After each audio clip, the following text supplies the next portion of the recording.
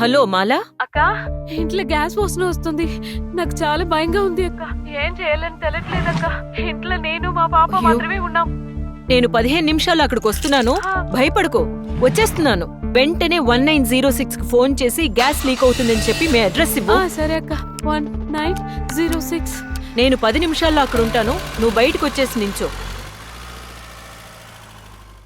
అక్క, మాలా? అక్క, మళ్ళా భయపడుకో, నేను చెప్పినవన్నీ చేసావు కదా. చేసినాక. పాప ఎక్కడ? పక్కన ఇంట్లో ఉంది. లోపలికి రా.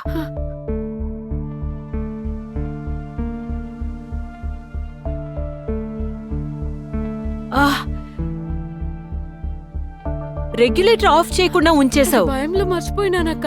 నేను చెప్పినట్టు ఎమర్జెన్సీ హెల్ప్ లైన్ 1906 కి ఫోన్ చేసావా? చేసానక్క. మెసేజ్ కూడా వచ్చింది. మెకానిక్ వస్తున్నాడు, మనం బయట వెయిట్ చేద్దాం. అది 24/7 హెల్ప్ లైన్ నంబరు. సేవ్ చేసి పెట్టుకో. ఎప్పుడైనా గ్యాస్ లీక్ అయితే ఈ నంబరుకు ఫోన్ చేయి, సరేనా? సరే అక్క.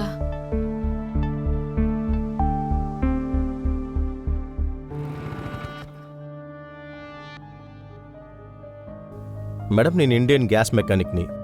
మా హెల్ప్ లైన్ నంబర్ 1906 కి కాల్ చేసి కంప్లైంట్ చేశారా? అవును, గ్యాస్ లీక్ అవుతుంటే రెగ్యులేటర్ ఆఫ్ చేశాము, కిటికీలన్నీ తెరిచిపెట్టాం. మీరు ఇక్కడే వెయిట్ చేయండి, నేను లోపలికి వెళ్ళి చెక్ చేస్తాను.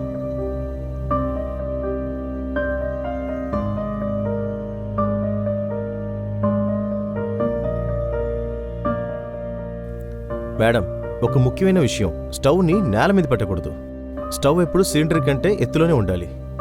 సిలిండర్ కండిషన్లోనే ఉంది, కానీ ఈ హోసే పూర్తిగా పాడైపోయింది.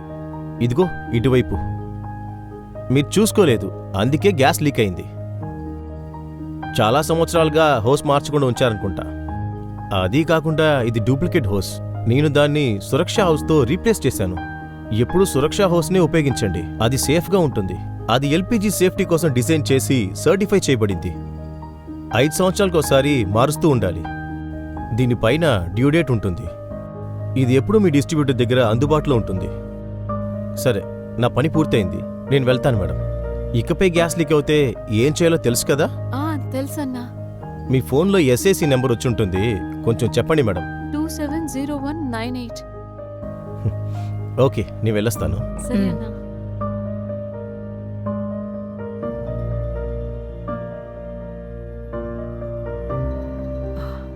చూద్దారా.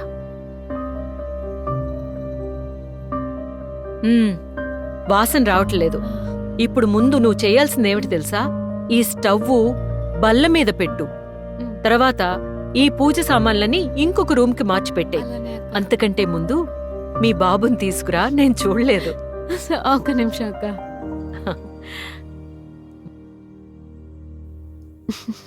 హాయ్. హలో. నీకు ఇందా. అక్క, ఏంటిది? పర్వాలేదు, నా ఆశీర్వాదం, సరేనా? థ్యాంక్స్ అక్క. అక్క, ఒక్క నిమిషం మజ్జిగ తీసుకొస్తా. అలాగే. ఏనన్నా, ఏంటి?